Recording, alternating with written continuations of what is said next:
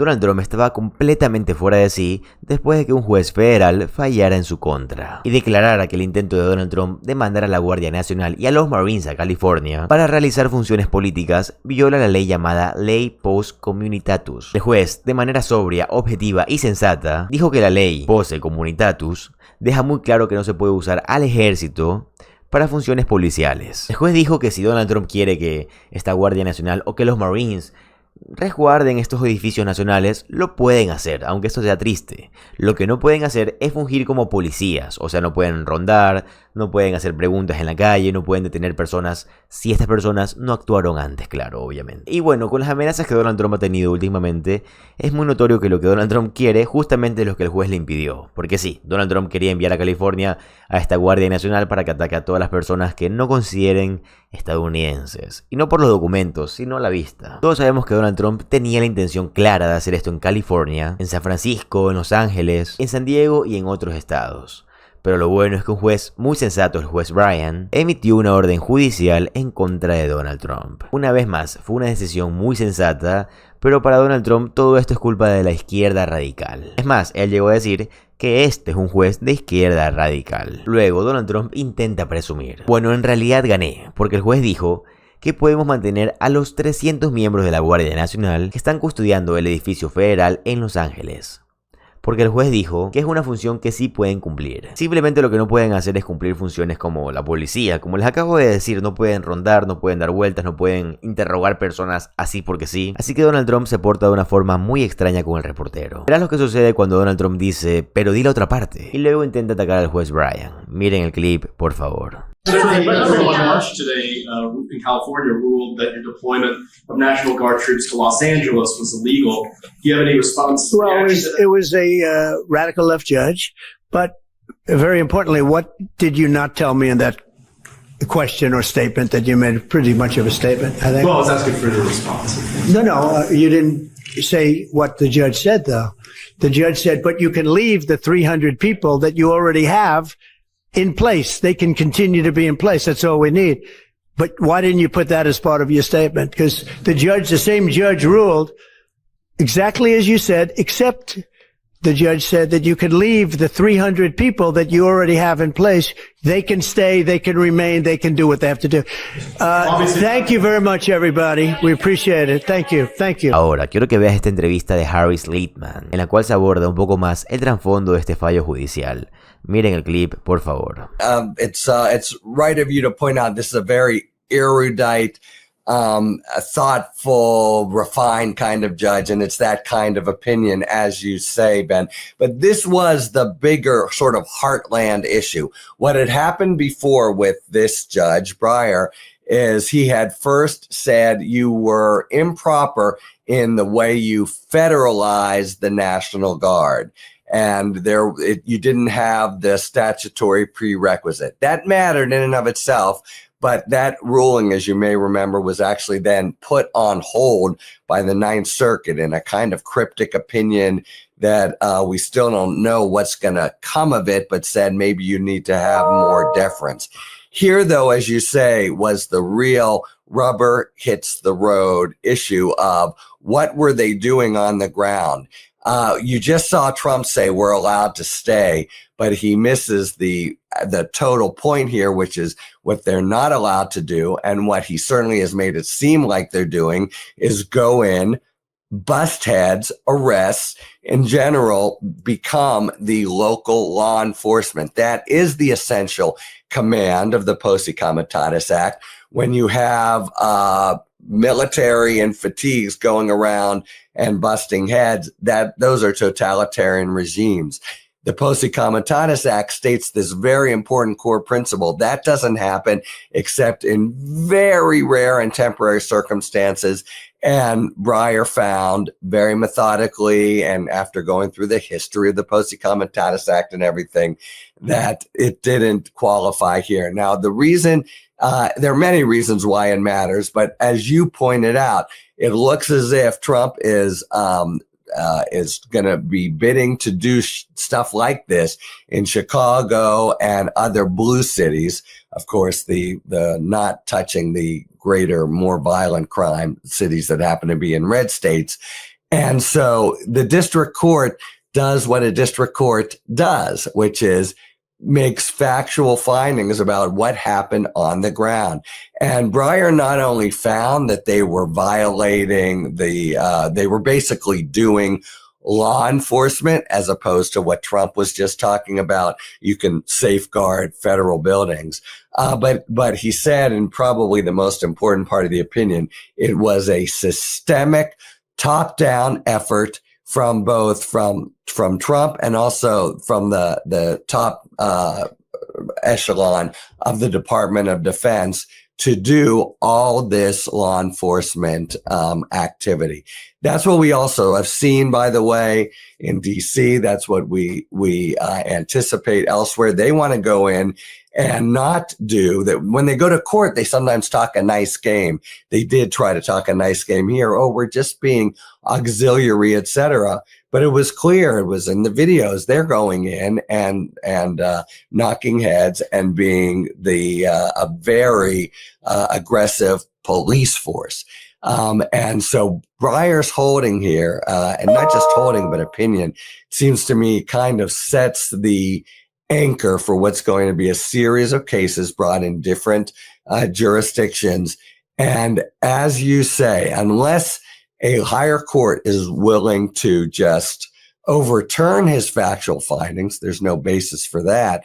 This is what they did. What's left then? This is the core legal requirement of Posse Comitatus. They did come in. They did have a systemic top-down effort to actually replace the police. And by the way, when they not simply were they not invited, they were told, we don't need you. Please stay the hell out of here. But that's just what they did. And if the core Posse Comitatus principle means anything, it must mean that, right? They've come in and on the record that you're going to have before the Ninth Circuit and Supreme Court. And I think that will influence any record that will come up in other cases. For instance, Chicago, you have the feds coming in and doing exactly what they're not supposed to do. So I think this is going to be one of the biggest sort of core issues that are going to be worked out over the next few months as he tries to impose emergency conditions across the country. And you're going to have now higher courts having to confront flat out a factual record where the administration did exactly, and this was part of the testimony as well that you referred to, what they're not supposed to do. They went in and said, we're the new cops in town and bust heads and that sort of thing. That's exactly whatever they said in court. This is what Breyer found, and there's all kinds of basis. So I think it really draws a very clean line that will make it very hard for a higher court to overturn unless they're really ready to just pull the rug out from under this basic core principle of the Posse Comitatus Act. Posse Comitatus Act has never... It always existed historically, not always, but it existed to address this kind of exact type of scenario. So one of the questions, though, Harry, right, is it constitutional? Could Congress have exercised its lawmaking powers to make this statement that, or to make this law, it has to be signed by the president, though, for it to become effective law, but that prohibits the executive branch from saying everything that Trump says. This is an emergency. I'm declaring, martial. Whatever. He doesn't have to say it. I'm addressing emergency. That was a martial law. I'm sending federal troops in to stop the emergency. What can you do? Oh, you passed a law, Posse Comitatus. I'm the dictator. I'm the Führer. I'm the regime. I get to decide. So how do you? Is that going to become the central issue, or where do we go from here? That's exactly right. So if the reason it's important that the facts have been laid out cleanly in Breyer's opinion is it leaves a court having to confront squarely exactly the point that you are making. Does Congress have the power to tell the executive in any situation that he can't do whatever he wants? And if that has to be if that's not the law, then we are in an authoritarian society, right? They could try to say that, I think, will be the administration's argument. Well, we don't care what Congress said, but this is a principle that has been, is so enshrined, not just in the law, really, Ben, but in any kind of, democratic rule of law society, where there's this fundamental distinction between military going to defense against foreign enemies and domestic law enforcement. So it would be a breathtakingly revolutionary principle for the administration to argue, which it might well, but for a court to adopt the idea that anything and anytime the executive says it's an emergency, it can do anything it wants. That's the essential sort of thrust of Trump Rule 2.0, isn't it? We'll call anything we can an emergency and justify everything and anything we want to do. So that is pretty close to, the end of the rule of law for an emergency setting, where an emergency setting becomes everything in the country overall. We have nothing but emergencies, right? For tariffs, for law enforcement, for what they're doing, within the DOJ. Emergency. That's the hallmark of the strong-arm dictator from, Mussolini to Orban, and that would be the way he would have to prevail. So that would be as somber a constitutional ruling as really we've had in the country's history, if the court goes for something like that. Ways, when you read the history of Posse Comitatus being passed in 1878, is smart in the sense that to me, it didn't really codify anything. To me, what it codified is what I think exists in the Constitution implicitly. Really important point. Yeah. Right. It doesn't feel like you should even have to go there, but just think about the double protection, if you will, that they created in 1878 as it's now being applied in 2025, because Trump first made this argument that at least apparently succeeded in the Ninth Circuit Court of Appeals of, hey, emergency, war powers, I'm stopping a riot, trust my version of the facts, not your lying eyes.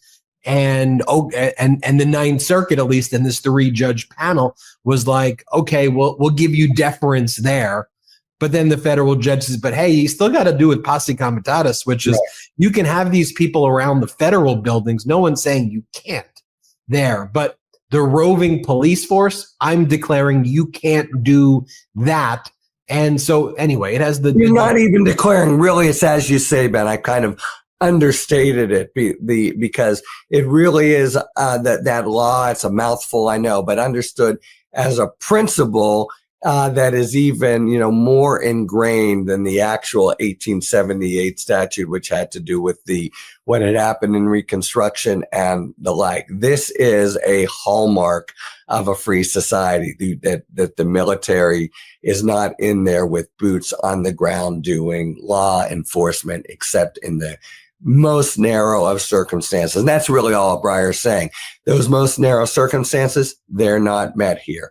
That should be straightforward under the statute, but it's also this broader principle of freedom, right? I mean, this is Tiananmen Square. This, when these sorts of things happen, it's really a total assault on democratic rule. Acabo de cumplir con mi misión, que es informarlos como lo hago absolutamente todos los días. Como siempre les digo, para mí lo más importante es su opinión y me encantaría que la pongan en los comentarios. Además, si les gusta el contenido de política estadounidense, les va a encantar suscribirse al canal, ya que subo videos todos los días. Mi nombre es José Alvarado, soy economista y estoy comprometido a informarlos diariamente. Nos vemos en el siguiente video. Adiós.